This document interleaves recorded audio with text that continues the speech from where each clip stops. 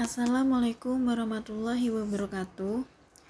Perkenalkan, nama saya Trifanida Ursila. Saya dari kelas B2 Manajemen Resiko Universitas Pelita Bangsa. Tujuan saya membuat video ini adalah untuk memenuhi salah satu syarat mengikuti ujian akhir semester mata kuliah Manajemen Resiko. Di sini akan ada 4 soal yang akan saya bahas. Untuk soal yang pertama, jelaskan tentang konteks eksternal dan internal dalam manajemen risiko. Konteks internal dan eksternal adalah lingkungan di mana organisasi berusaha untuk mendefinisikan dan mencapai tujuannya. Penetapan konteks manajemen risiko erat kaitannya dengan penetapan tujuan, strategi, ruang lingkup, dan parameter-parameter lain yang berhubungan dengan proses pengelolaan risiko. Proses ini menunjukkan kaitan atau hubungan antara permasalahan hal yang akan dikelola risikonya dengan lingkungan perusahaan eksternal dan internal. Proses manajemen risiko dan ukuran atau kriteria risiko yang hendak dijadikan standar. Berdasarkan uraian tersebut, maka penetapan konteks manajemen risiko bertujuan untuk mengidentifikasi serta mengungkapkan sasaran organisasi, lingkungan di mana sasaran hendak dicapai, stakeholders yang berkepentingan, dan keberagaman kriteria risiko. Hal-hal tersebut akan membantu untuk mengungkapkan dan menilai sifat dan kompleksitas risiko. Mengapa penting untuk memahami konteks risiko internal dan eksternal? Ada beberapa alasan. Yang pertama yaitu manajemen risiko terjadi dalam konteks tujuan dan kegiatan organisasi. Yang kedua, faktor organisasi dapat menjadi sumber risiko. Yang ketiga, tujuan dan ruang lingkup proses manajemen risiko dapat saling terkait dengan tujuan organisasi secara keseluruhan. Untuk soal yang kedua, di sini ada studi kasus mengenai smartphone Vivo. Tahun 2019 merupakan tahun istimewa untuk vendor smartphone Vivo di Indonesia. Sejumlah capaian dan prestasi telah ditorehkan Vivo yang telah 5 tahun berkiprah di pasar smartphone tanah air ini. Pada 2019 ini, Vivo tercatat menempati peringkat 2 dalam daftar vendor smartphone terbesar di Indonesia versi IDC. Selain itu, Vivo menyebutkan mendapat kenaikan permintaan produk smartphone dari konsumen di Indonesia. Torehan tersebut tak membuat Vivo kendor. Vivo menyatakan telah menyiapkan sejumlah terobosan untuk tahun 2020. Pertama, Vivo berencana untuk menghadirkan inovasi teknologi lewat sejumlah produk teranyarnya yang bakal digelontorkan di pasar Indonesia.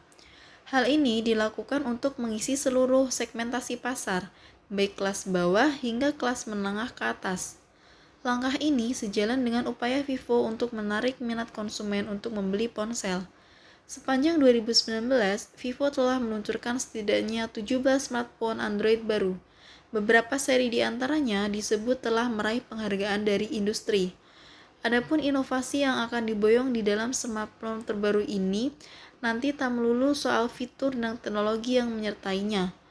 Inovasi bukan hanya dalam fitur terbaru, tapi juga dalam variasi produk, harga, dan desain, ujar Senior Brand Director Vivo Indonesia.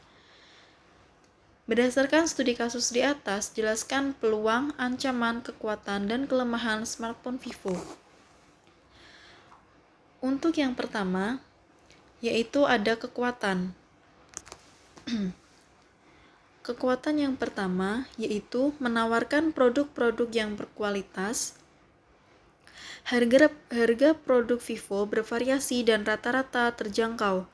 Yang ketiga, inovasi yang berkembang dan beragam. Dan yang terakhir yaitu adanya garansi resmi. Selanjutnya yaitu ada kelemahan. Yang pertama, branding di lapangan, dan yang kedua, loyalitas promotor. Selanjutnya ada peluang.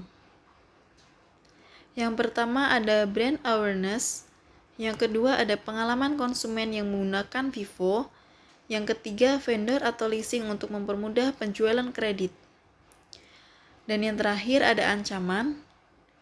Yang pertama, munculnya produk baru. Yang kedua, adanya produk-produk dari perusahaan lain yang menawarkan harga yang lebih murah. Yang ketiga, terjadinya krisis finansial. Untuk soal yang ketiga, pandemi COVID-19 merupakan ancaman uncontrollable bagi industri perhotelan dan pariwisata. Dampaknya sangat signifikan. Jika Anda seorang manajer hotel, strategi apa yang Anda lakukan untuk mendapatkan peluang untuk mempertahankan dan meningkatkan pendapatan pada masa pandemik dengan perspektif manajemen risiko?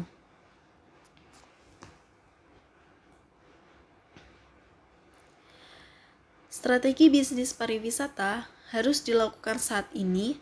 Yang pertama yaitu mengoptimalkan penggunaan platform digital untuk meningkatkan distribusi produk. Ini adalah strategi yang efektif jika produk dalam permintaan tinggi selama periode pandemik. Pelaku usaha menggunakan platform digital seperti media sosial perlu dimanfaatkan secara maksimal di masa new normal ini. Saat ini ada harapan konsumen untuk mendapatkan kebutuhan melalui platform. Jadi, pemasaran produk melalui media sosial inilah yang seharusnya menjadi pemasaran terbesar pada kondisi saat ini. Yang kedua yaitu strategi wait and see. Kata Haryadi, manajemen perusahaan seperti hotel harus mampu melihat peluang untuk meningkatkan produknya. Namun, di sisi lain, manajemen harus mengatur dan mengontrol arus kas secara ketat untuk menghemat pembiayaan. Yang ketiga, dengan sistem bundling products. Kita membuat atau menggabungkan beberapa produk dalam satu paket, dijual dengan diskon. Misalnya yaitu paket kamar hotel digabungkan dengan tiket pesawat, kampanye atau promosi paket wisata dilakukan untuk menarik kedatangan para wisatawan. Soal yang terakhir, kawasan industri di Jawa fokus pada teknologi dan padat karya. Jelaskan, apakah perkembangan industri 4.0 merupakan ancaman atau peluang bagi karyawan di Indonesia dengan perspektif manajemen risiko. Revolusi industri generasi 4 tidak hanya menyediakan peluang, tetapi juga tantangan bagi generasi milenial. Kementerian Tenaga Kerja Kemenaker menyatakan bahwa akan ada jenis pekerjaan yang hilang seiring berkembangnya revolusi industri 4.0. Sebanyak 57% pekerjaan yang ada saat ini akan tergerus oleh robot. Namun, di balik hilangnya beberapa pekerjaan akan muncul juga beberapa pekerjaan baru. Bahkan jumlahnya diprediksi sebanyak 65.000 pekerjaan. Untuk bisa beradaptasi dengan perubahan yang dibawa oleh revolusi industri 4.0, seorang pekerja harus memiliki kemampuan yang tidak akan bisa dimiliki oleh mesin. Misalnya kemampuan untuk memecahkan masalah atau kreativitas. Soft skill adalah kuncinya. Untuk dapat menghadapi perubahan pada tahun-tahun mendatang, dibutuhkan para pekerja yang memiliki soft skill seperti diantaranya pemecahan masalah yang kompleks, berpikir kritis, kreativitas, manajemen manusia, berkoordinasi dengan orang lain, kecerdasan emosional, penilaian dan pengambilan keputusan, berorientasi servis, negosiasi, dan fleksibilitas kognitif. Pada umumnya, industri menekankan kebutuhan akan karyawan yang bisa terus belajar, cepat beradaptasi, dan melek teknologi. Maka daripada hal tersebut, sistem pendidikan juga menekankan pengembangan soft skill. Selain keterampilan teknis, generasi milenial ke depan bisa lebih mampu beradaptasi secara cepat terhadap perubahan dan memiliki bekal mumpuni untuk menghadapi masa depan dan pengembangan karirnya di tengah geliat revolusi industri 4.0.